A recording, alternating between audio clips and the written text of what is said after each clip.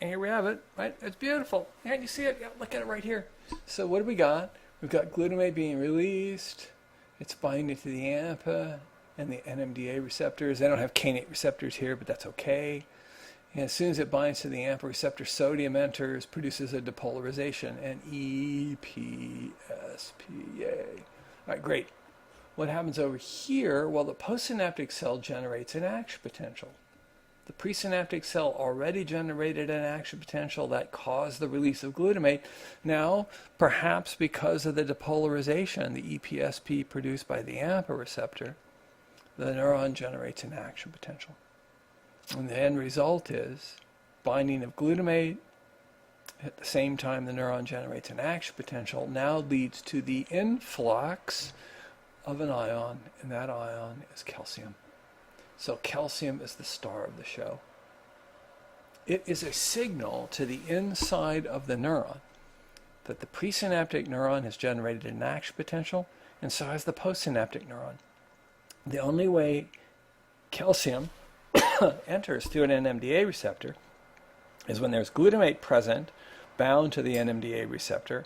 That means the presynaptic neuron has generated an action potential that leads to the release of glutamate. And the postsynaptic neuron has also generated an action potential. When those two things happen, the coincidence occurs, NMDA receptor open, the channel does, and calcium flows into the postsynaptic cell. That, as you can see, leads to LTP. So what is it that produces LTP? Calcium influx through NMDA receptors. If you work your way backwards, how does calcium get into an NMDA receptor? Well, glutamate has to be bound to it, and the postsynaptic cell has to generate an action potential.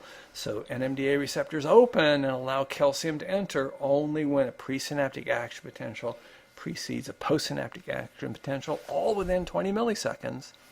The signal that the postsynaptic neuron gets that coincidence has occurred is the movement of calcium into the postsynaptic cell, and that produces LTP.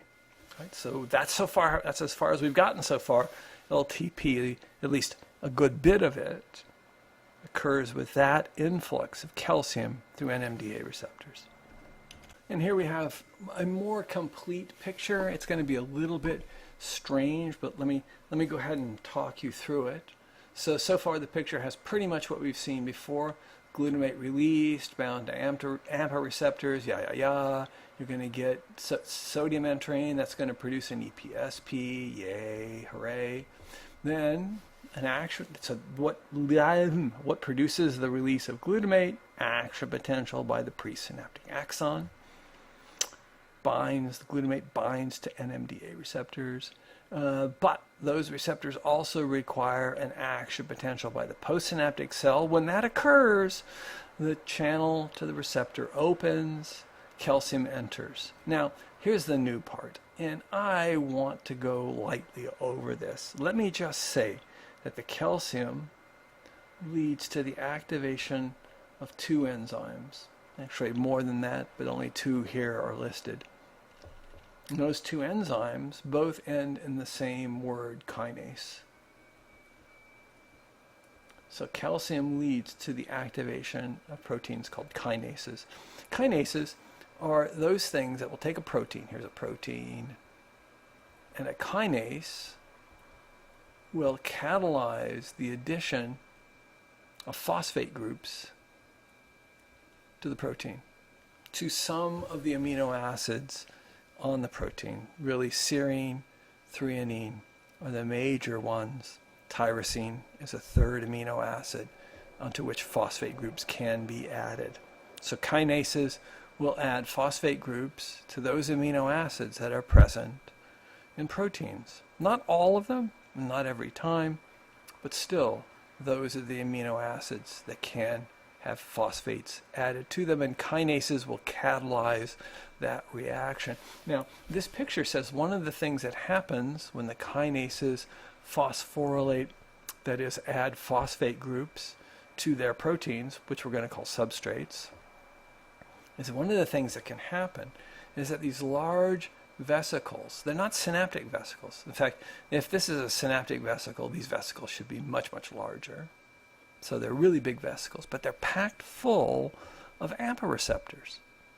And what happens when these vesicles are phosphorylated is they move to the postsynaptic membrane and they insert those AMPA receptors into the postsynaptic membrane. So you're adding AMPA receptors to the postsynaptic membrane. That is one of the mechanisms by which you can produce a bigger EPSP. Just add more AMPA receptors. There are other things that are involved. One of the other things that's involved is you can actually add phosphate groups to the receptors themselves, and that makes them open for a longer period of time. So you have more AMPA receptors, and each receptor allows more current to pass through it.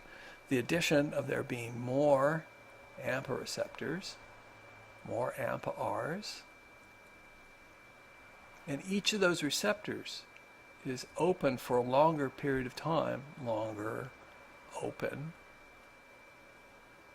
is that you wind up producing a postsynaptic effect, an EPSP, that is larger.